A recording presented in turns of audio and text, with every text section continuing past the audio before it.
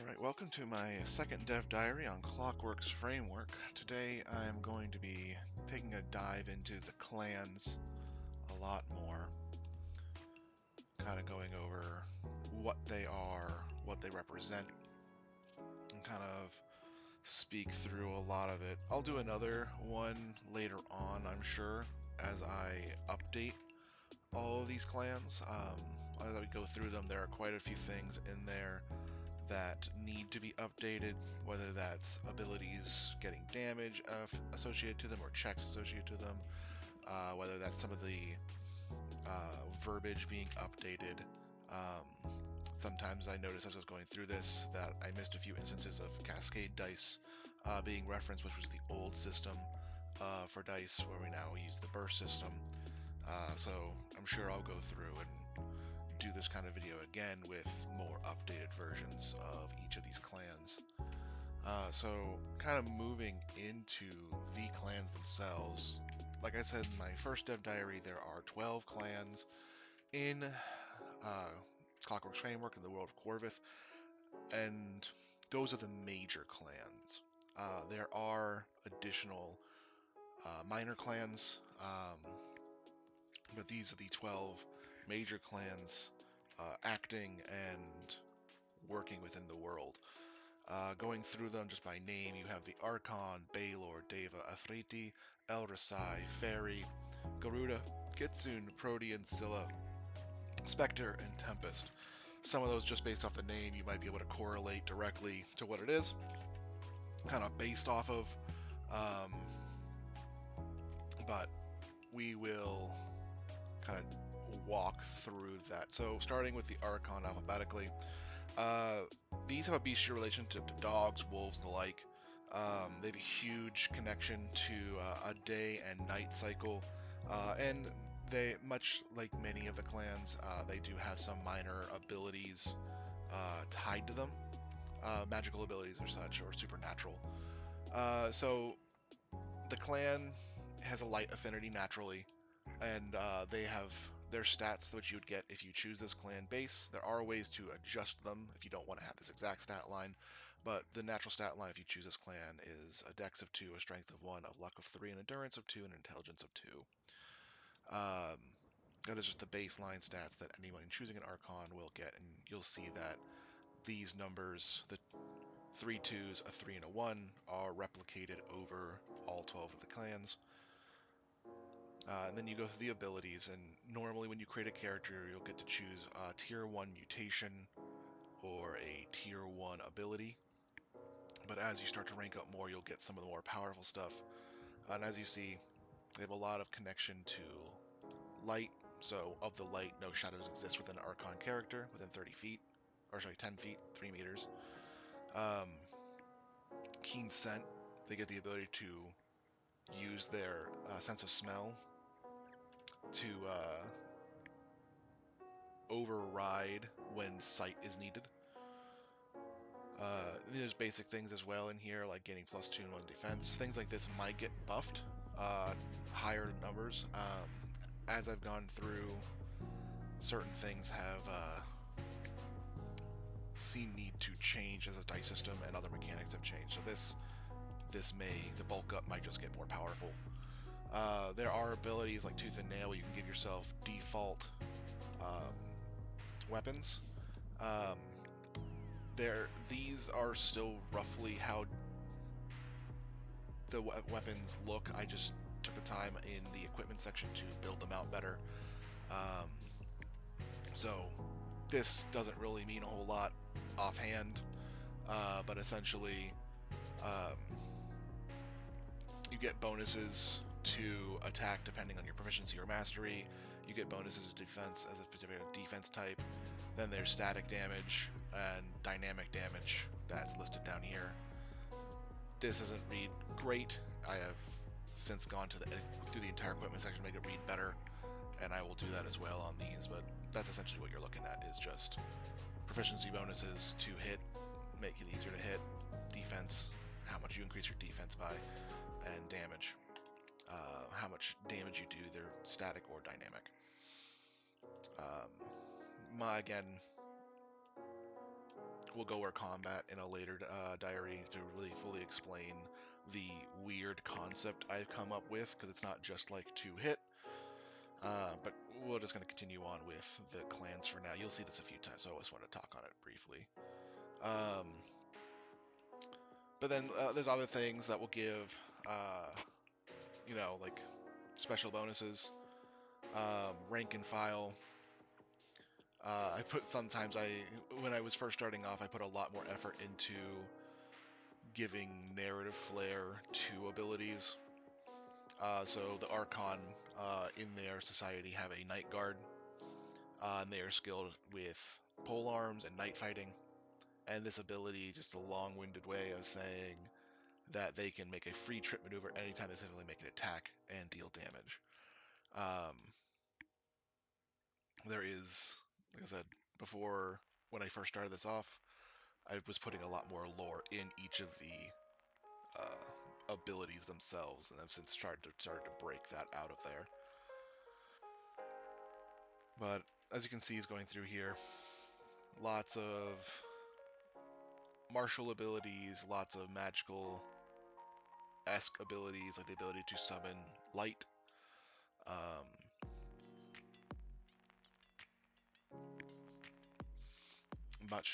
Much heavy focus on this day and night cycle, and also this dog affinity for the Archons. The next clan is the Baelor clan. Some of you familiar with types of demons from, different mythologies or from Dungeons and Dragons will recognize the Baelor as a type of demon. They have an affinity with dark. They very strong clan, but not very lucky. Their dex, endurance, and intelligence are the middling stats. They have a lot of... I note it here as sensing holy, which is referenced in the game, will be referenced in the game as light energy. Unholy energy would be referenced more as dark energy types. So we'll probably go through and rename a lot of that, because you'll see unholy, and especially in the next one, you'll see a lot of holy. The next clan, you'll see a lot of holy there. But essentially, it's just really pushing that demonic idea. Dark Ash appears to fall from the Baelor flesh, gets the ability on stealth, but makes it harder to blend in with crowds. Great size, they get bigger, or you can get smaller, giving you bonuses depending on which one you choose. Seismic steps I talked about earlier, the ability to channel that dark energy into the ground, making all combat actors around you a little bit unsteady, or if you wanted to use it in a social stance, you could use it there as well. It just makes people unsteady on their feet. Darklit wings, you get the ability to manifest a large set of wings that you can use to fly. That is a higher level, it's a tier 3 ability, so you wouldn't get that to the higher ranks, but it is something that they have access to. But like, just a lot of that demonic presence, pushing that thought of, not pure evil, but just that like archetype. And next we have the Deva clan, the exact opposite. This is the angelic version. They are an extremely intelligent clan, not very strong. Dex, luck, and endurance being their middling stats. Light energy is their affinity, their base affinity. And again, just like the Baelors, a lot of that pushing that angelic archetype. So lots of like the halo that you see on many angels. They can manifest one. The opposite of the Baelor, holy veins. This increases healing abilities of targets. They also can sprout wings. Obviously, theirs being feathery instead of leathery. Though I'm sure each individual person can decide what exactly they look like. I'll leave that up to the player to decide exactly the look. But there's also, that fallen angel archetype in here, um, which again, this is one of the first ones I did, so there's a lot of lore in there. Angels of corruption with most devas are, in one way or another, but the betterment of all. Other devas are simply in it for themselves and see others as mere resource to be controlled. There's a group of these such devas called the Forsaken Sect devas. From this group are known to be more aggressive. When they are when away from public opinion, these devas gain a -1 difficulty on charm checks, and in public areas, when in public areas, and a -1 difficulty on intimidate checks when away from public areas. They're just not as good at charming people in public eye, but they are really good at intimidating people, but in alleys and such, um, or just out of the public main focus. So just that you know archetypal mythological angel, um, and both sides of that coin.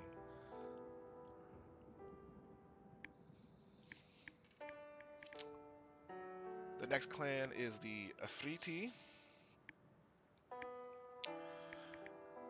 The Afriti are, if you're familiar with Jinn, genies, that is kind of their affiliation. Another very intelligent clan, not very dexterous, strength, luck, and endurance being their middling stats. They have a very strong connection with the natural elements, as well as with magic and skill. Um, so, the tier 1 abilities, they take on one of the elements. Um, of the 4 main, obviously, I have in this game 10 total elemental types, but we're talking about like earth, water, air, fire. Um, and that continues on through their plateau, waterfall, atmosphere, and lava skills, or mutations, and then earthquake, hurricane, tornado, and eruption, um, where they start to take on more and more. And you can crisscross, like you can have something that has the Terra base mutation, and then they have the atmosphere tier 2 mutation, which can invert personal gravity for a minute per day is kind of interesting. Um, and then you have, maybe you take the eruption tier 3, where your flesh becomes lava, and any creature that physically contacts with you during this takes 2d6 fire damage each round. Great for if you don't like to be grappled. But because lava is dangerous, any creature in 10 feet takes that 1d6 damage per round as well. But you don't move as fast because, well, you don't have rigid skin anymore. Uh,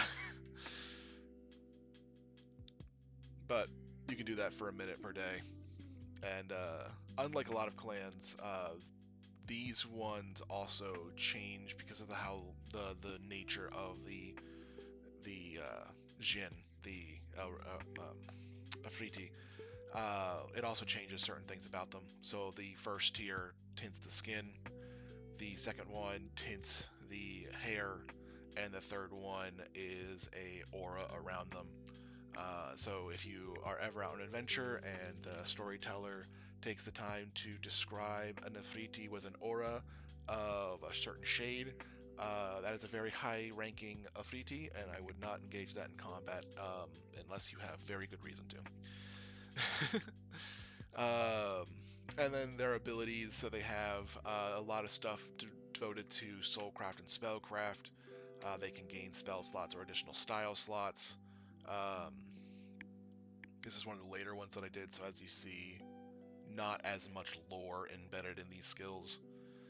But their perks, they can attune to elements, um, which these elemental zones are such things as I talked about yesterday, where there are like storms, but for specific elemental types. Um, yeah. So, moving on, we have the El Rasai. This is a very interesting one because they are Chaos Incarnate. They are a strong clan. They're not very endurance heavy, but their dex, luck, and intelligence are their middling stats. They it's really hard to explain them because it's just strange mutations and just wild shifts. So you got some basic stuff like dark vision, but then they can get extra limbs. And then it gets, extra weird from there. Bones protrude from the through the skin, which reduces the endurance. Um, but they can, if they're good grapplers, they can start embedding those bones into people they're grappling, regardless who controls the grapple, because bones are popping out. Then there's even stranger ones.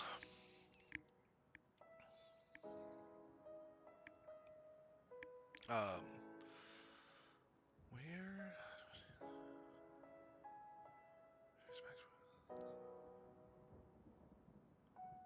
Where is the super strange one? Grotesque. Here it is. They gain pustules of fat, causing wounds and weight to fluctuate every scene.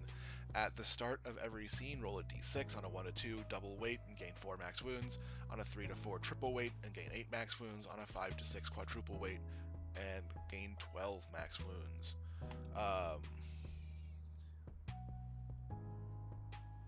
They do add and subtract from your current and max HP. Just a kind of wild mutation that they have.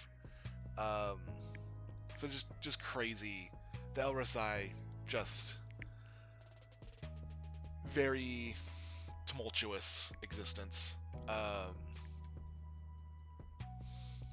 They were a fun one to write up. Getting back to more normal things that people are used to, the fairy. This is your fae. Another intelligent clan, endurance, luck, and strength being their middling, and dex not being their lowest. They have a very strong connection to the passing of time. So a lot of their abilities, the mutations are related to like the day cycle, the seasons, your growth, life, wither, decay. Those are your 4 seasons right there. The arcing of the sun, warmth, heat, chilly, cold as the night embraces, morning, midday, evening, and night as the day progresses. Just strong connections there. They get the ability to like levitate, which is important for them. Getting the ability to see and maneuver. Where they're from it's very perilous. So being able to levitate 5 feet off the ground, the ability to fall slowly, dark vision or blind sense. These things really do help with their day-to-day life, which is a mutation they've created or gained from where they are from. And then they're also really good at this clan is just really good at supernaturally controlling conversation. They have things that help with negotiation, things that help with fear, controlling a target with their emotions. And then you get into the perks, and they have the ability to, their blood becomes a little supernatural to other species. They also have the ability to, control in a positive or negative sense, depending on how they're used, people through Charming Touch and Fear Aura. And then you have True Beauty in itself, which allows them to just reduce all social interactions against opponents who find them attractive. Fae, Chaos, a little bit, not Elrasai levels, but a little bit, but mostly controlling conversation and direct connection to the cycles of the world.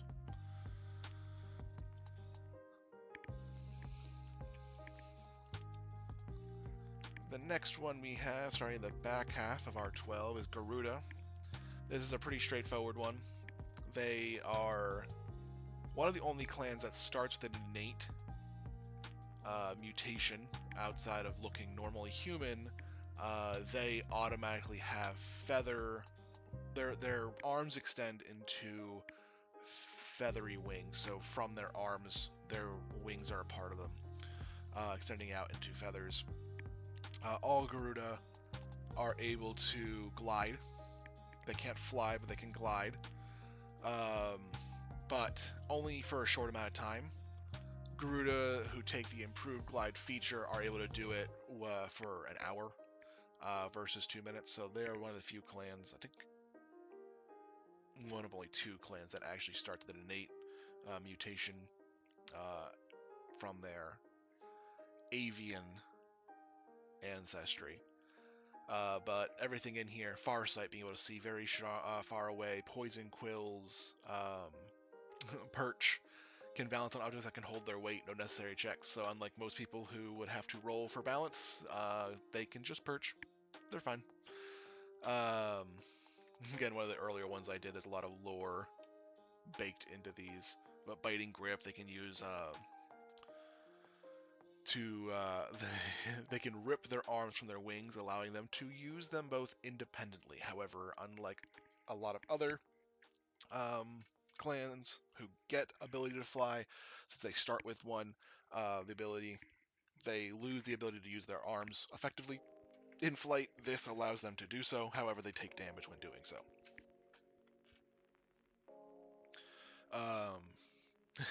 And I put everything in there. We got Falcon, Raven,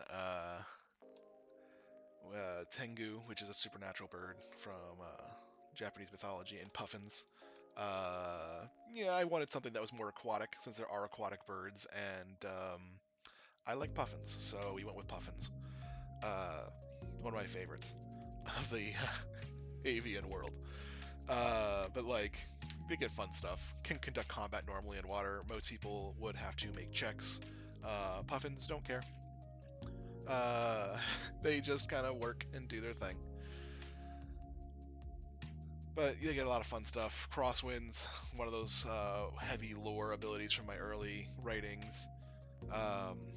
Essentially, they live in an area with these large natural pillars, and they can affect the winds in there so that they can trap hunting prey in those areas. And this one when they take the skill, essentially allows them to create crosswinds in an area. And it makes it harder for creatures to fly.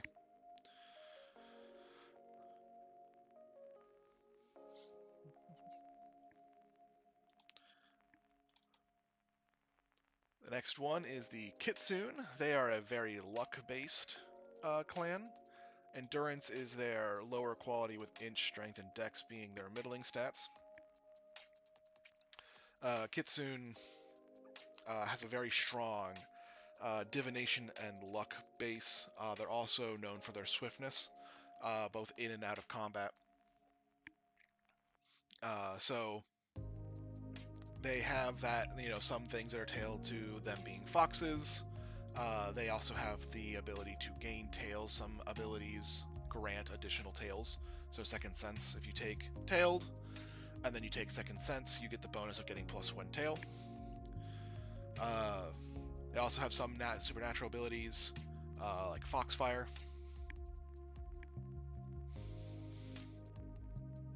And a lot of their abilities are, tend to be combat related. They are to a degree, a combat clan.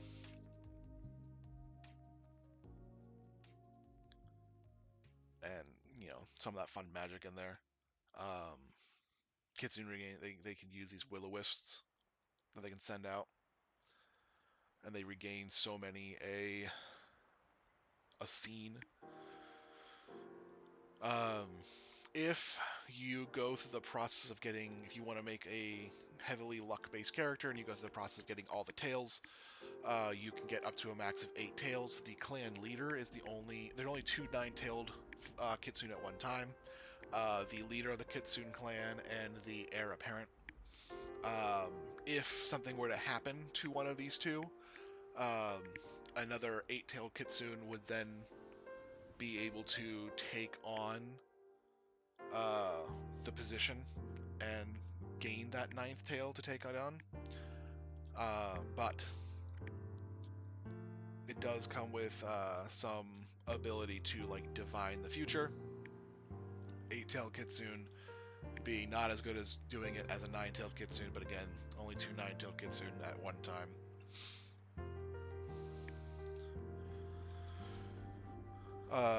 The Protean clan, they're scaling lizard. They are another luck-based clan. Dex is not their strong suit, but strength, endurance, and intelligence are their middling stats. A lot of the stuff in here is going to be very reminiscent of what you may know from, if you've ever studied at any degree, lizards or reptiles in general. The ability to see through a second set of eyelids, gaining scales on their body, gaining venom, the ability to shed their skin, different things that come with, like shell, gain +4 defense when a full defense stance. So if you take the full defense stance, again, something I'll explain in a later dev diary, they gain more defense.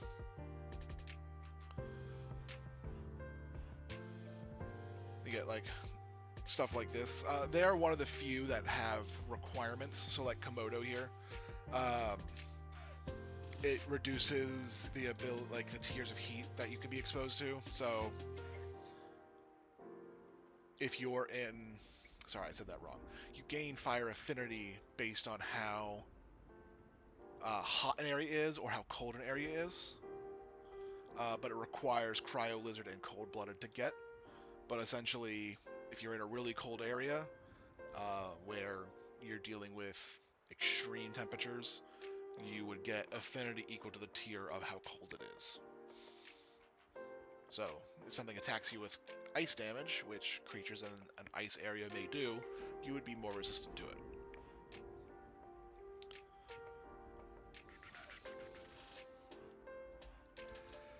The Scylla are a homunculi adjacent clan. They are a very dexterous clan. They're not very strong. Luck, endurance, and intelligence being their middling. Acid affinity. They get some things like that are kind of just all over the board. They get Piscine, able to see through a second set of eyelids if they're underwater. Insectoid gives them 2 spider-like limbs from their back. Forest doubles endurance of calculating wounds. Clouds gives them wings. Insect-like wings. Very nature-based. Sky, the Scylla can walk on air for 1 hour. If they take the Clouds mutation, they can do it for 2 hours. They can fly for 2 hours without tiring, sorry. But they're also a master craftsman in this world. One of the best crafters in all of the tribes, clans. Wow. Going into the lore for a second there, before they were called clans. But a lot of stuff that helps them with mechanics checks. Lots of stuff that helps them with crafting, doing traps. And then inside their bodies, kind of like the Fae, they can adjust their they can adjust certain parts of their how they take or receive damage, or take or deal damage. Size up, size down. They can also increase their size. Getting into the last 2 of the major clans, we have the Spectre clan. They are, I mean, specters. They're ghost-like. They have a dark affinity, dex being their main stat, intelligence being their lowest stat, strength, luck, and endurance being their middling stats. And everything in here is undead related to a degree, so they have the ability to reduce their heat signature. So if there's a creature out there that senses things through heat, they can reduce it and be undetectable. They do deal with negative energy, so their blood kind of doesn't flow like a normal creature's. It also deals 1d3 damage to any material that it touches that is not immune to acid. They have a semi-permeable body. They can pass through objects no thicker than 3 inches. And is not moving in an unpredictable pattern. And then they have the ability to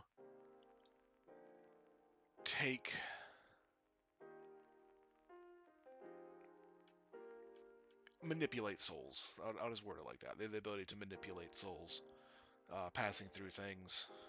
They also have the ability to talk to the dead as a undead adjacent clan. They are able to talk to them. And then the last clan that I'll quickly go over is the Tempest. These are your Titanborn. Very durable. Luck, strength, dex being their middling stats, intelligence being their low stat, earth affinity. They have abilities that are more primordial and mythical in nature. So, giant being extremely tall, Draco being draconic. Then you have, and they kind of go through these different for the mutations, they go through these 4 different paths. So you have hundred handers and Hecatoncre. Um, you have Aquin and Leviathan. You have Scaled into Worm, and you have Primordial into Old One. So that idea of them taking on their titanic blood as they become more and more ranked in the clan. Their tiers, their abilities tiers are a little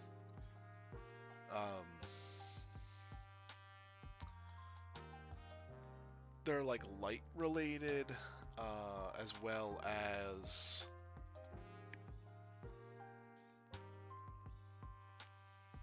I want to say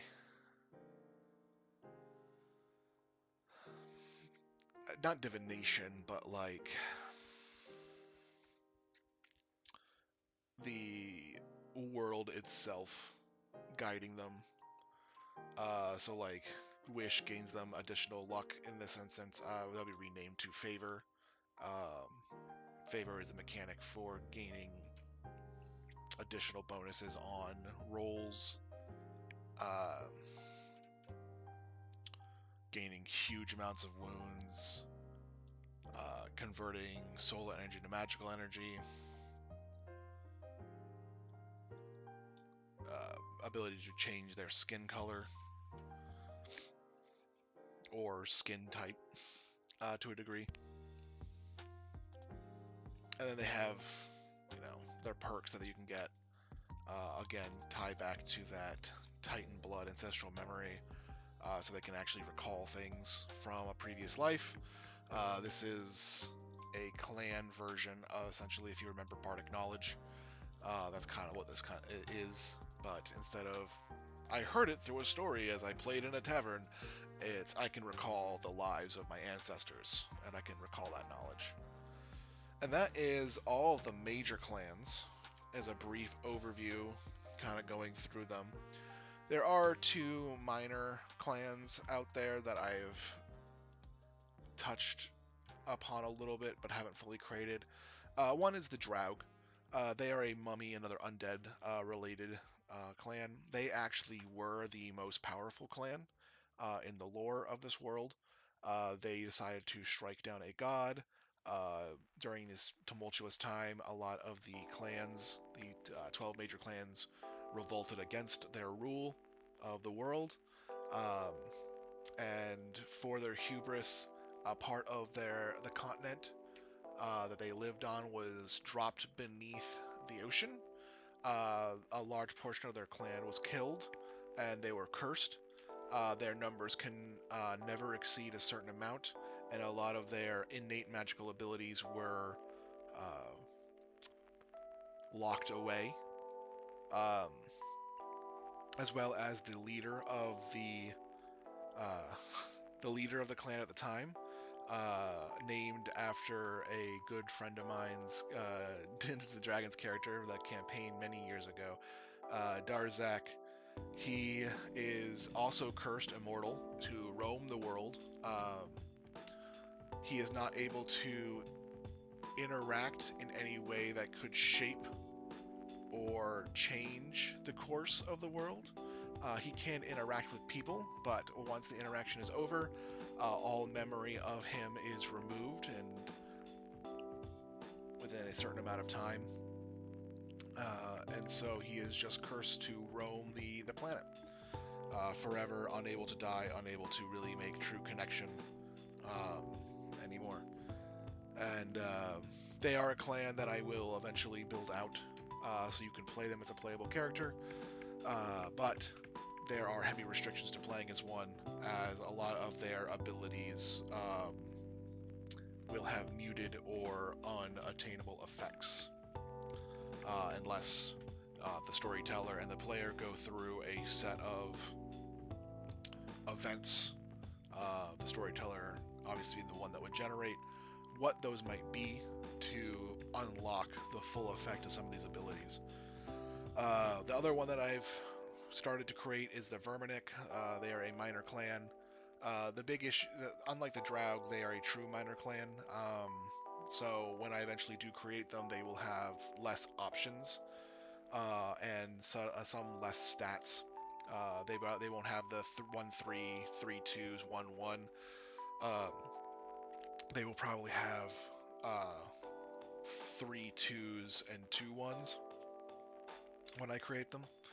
And the Verminic are based off of rats, insects relation, a lot of stealth related abilities and mutations. One of them would be to squeeze into spaces that could normally only contain something one size category less than them. Um, so on and so forth in that regard. Just a lot of sneaky pest related abilities. Um, so that's a quick overview of my clans, the clans of Corvith and Clockworks framework. I was going through there, I noticed even more stuff. I already edited these, and I gave that disclaimer at the front because I knew there was more that I had missed, and going through these and talking through them again, I've noticed quite a few other things that I need to go in and change. But um, all these peoples, they do have homelands on the planet. The map that I have, my poor drawing skills. This up here is the Frosts of Cask, and the Kitsune and the Spectre, they both live up there, up here.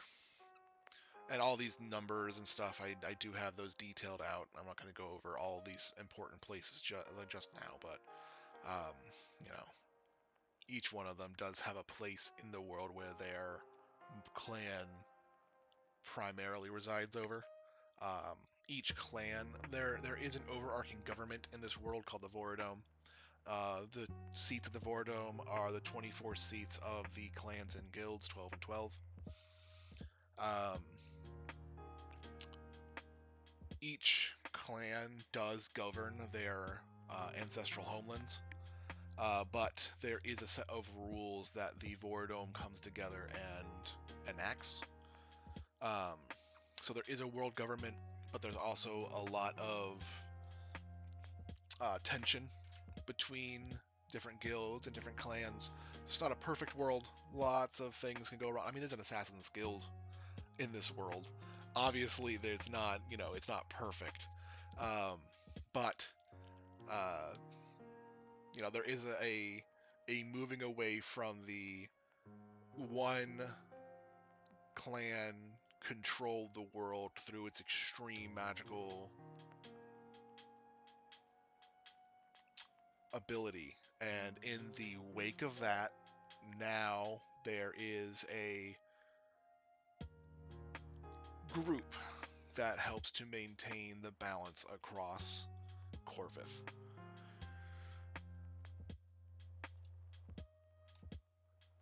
And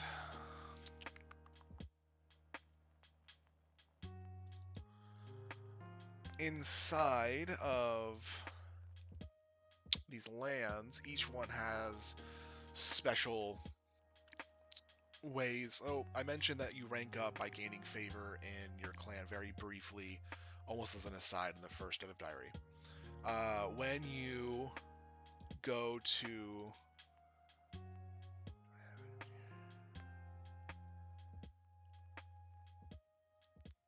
there it is.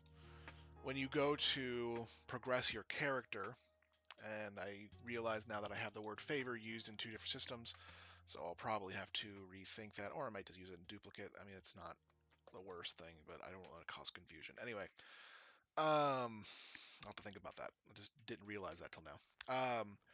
You essentially you curry favor with your clan and your guild. Um, these are guidelines. They're not set in stone. But like, if you do something that's horrible and really, damages the clan, you could lose a lot of favor. Um, but if you do something that is super heroic and really helps the clan, that could gain you 50 favor in one go. Minor deeds that you do that still increase the favor can help and build you up. Whether that is you helped,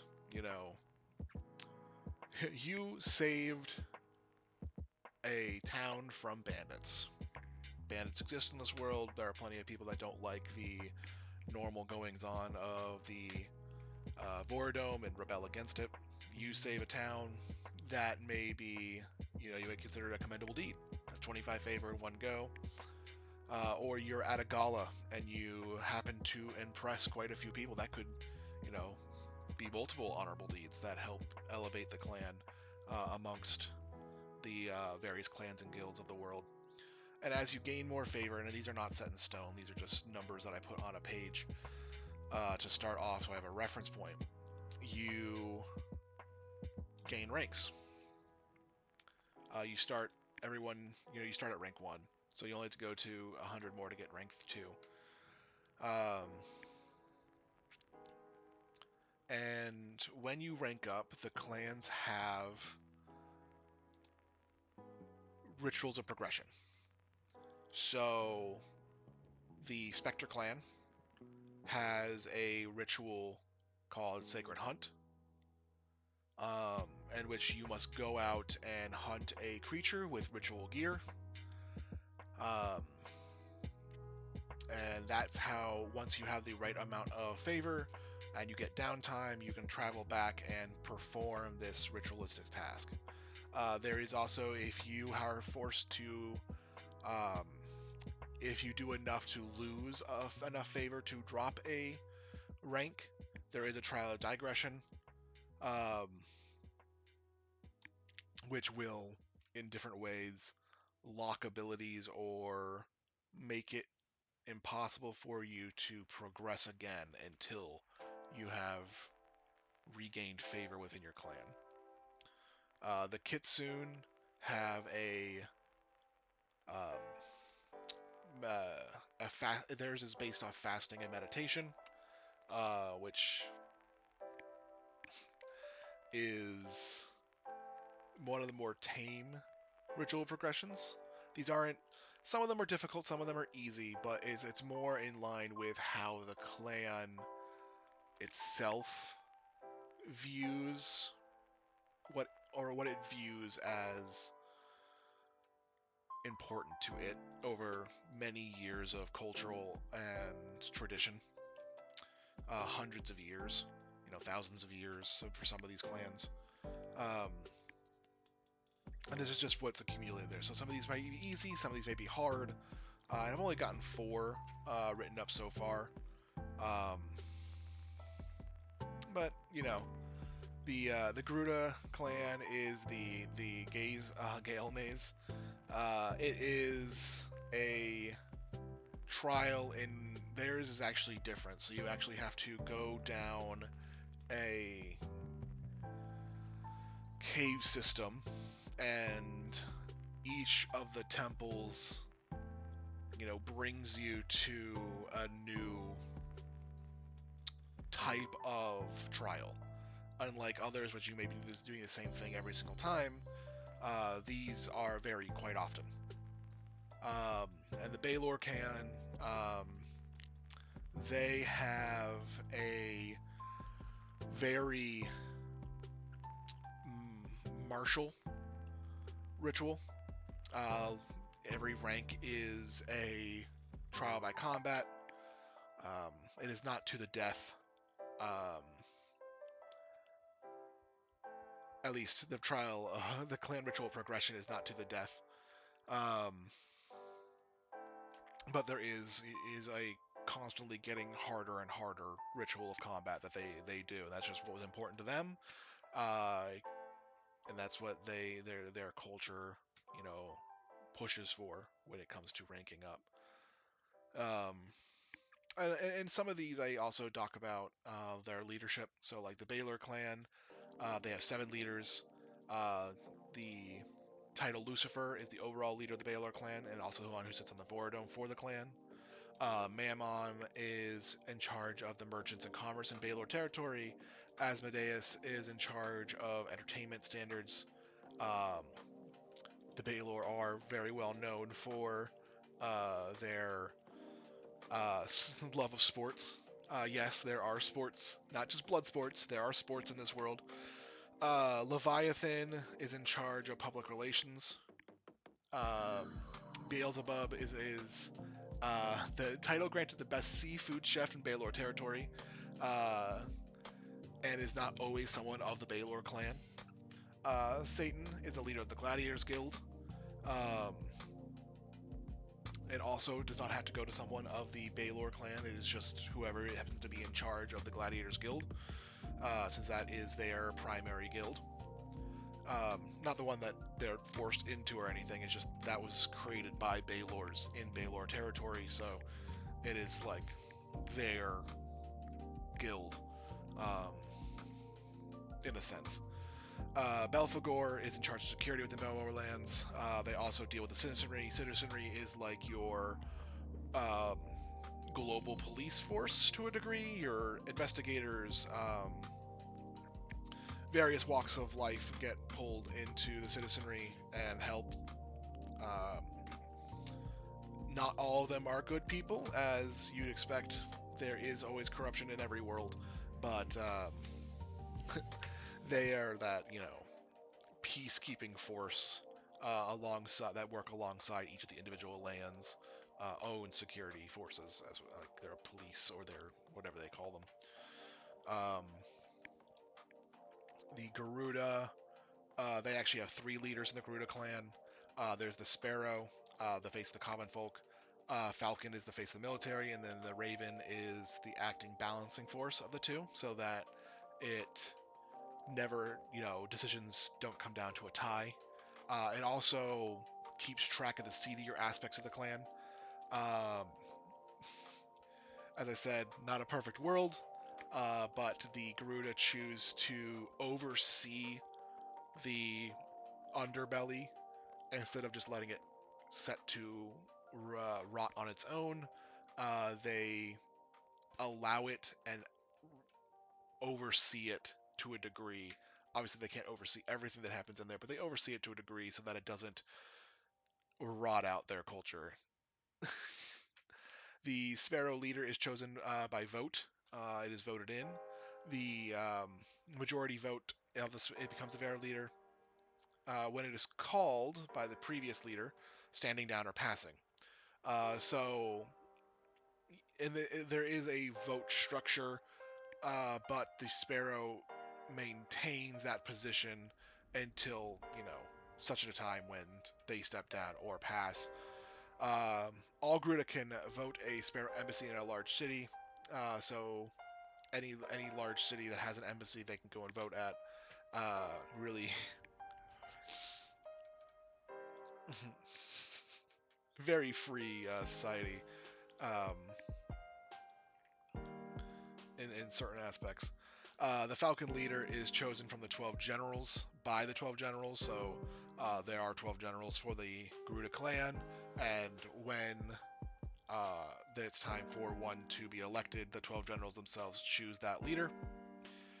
And if there's a tie in that vote, then the Sparrow and or Raven leaders can cast one collective vote as a tiebreaker, choosing the general they want. If it's a 4-4-4 tie, or 4-4-4 tie, 6-6 tie, um, the Raven leader is chosen by the current Raven, Falcon, and Sparrow leaders. If the Raven leader has passed before the new Raven leader is chosen, then the Sparrow and Falcon leaders must decide on a person unanimously. The two must decide within 6 months of the position becoming vacant on a new Raven leader. If the Sparrow and or Falcon positions are also open, they must be filled first before the 6-month time period starts. So, if something catastrophic happens and all three die, uh, the Sparrow leader is decided by the people.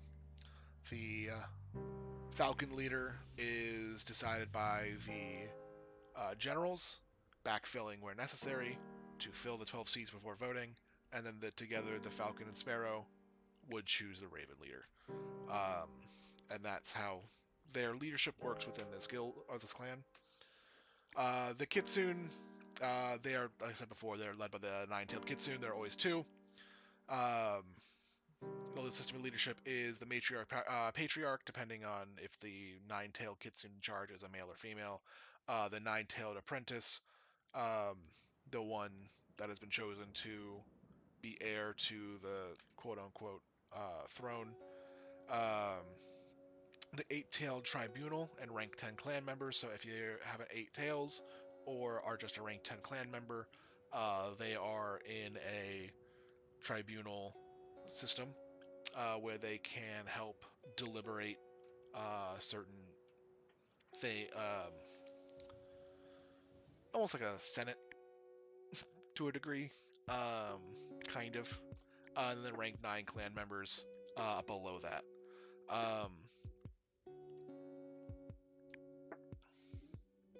So that's their system of government. Pretty straightforward. The Spectre clan has one leader. The leader sits on the Council of the Vordome, just like the I don't think I mentioned that the Sparrow leader for the Garuda and the nine-tailed Kitsune, the matriarch patriarch, sits on the Vordome. This is the Galax or Ghost Emperor. It's a hereditary position with a caveat. Um, any Spectre with one or two lines of lineage away from the Galax is eligible for the throne. In the case of the passing or stepping down of the Ghost Emperor, the next one is picked based on the deeds done in the name of the clan. The Spectre who has been the most helpful to the clan is granted the sigil of the Ghost Emperor. The sigil is passed by somewhat magical means. All eligible Spectres place the blood in a cauldron of the Emperors. All Spectres who are not eligible whom place their blood in there, or any Spectre placing the blood of an uneligible candidate in the cauldron immediately take a supernatural entity essentially deals 1 damage to them and are knocked unconscious. The blood in the cauldron is judged and the sigil is displayed, pasted, you know, I wouldn't say carved into the one deemed best fit to be the next Ghost Emperor. An anomaly has occurred once where one candidate prevented another candidate from placing their blood in the cauldron and it was struck down and killed by the unseen force. So essentially, this unseen force that exists is actually the souls of all past Ghost Emperors. They oversee the clan, and they decide to choose who they think is best.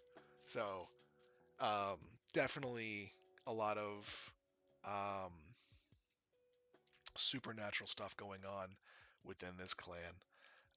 But they also have a guardian named the Protrens, and that is like the left hand of the Galax.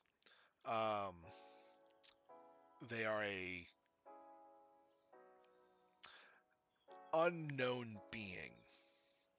It's like a guardian entity, but not many know truly what the Protrens is.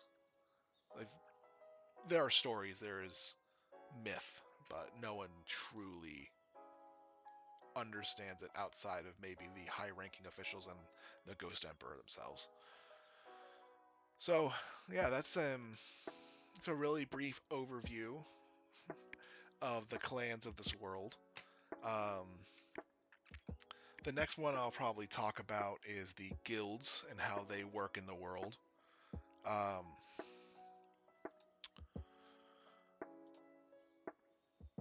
but yeah, that's a. I hope to anyone who does watch this, that's interesting.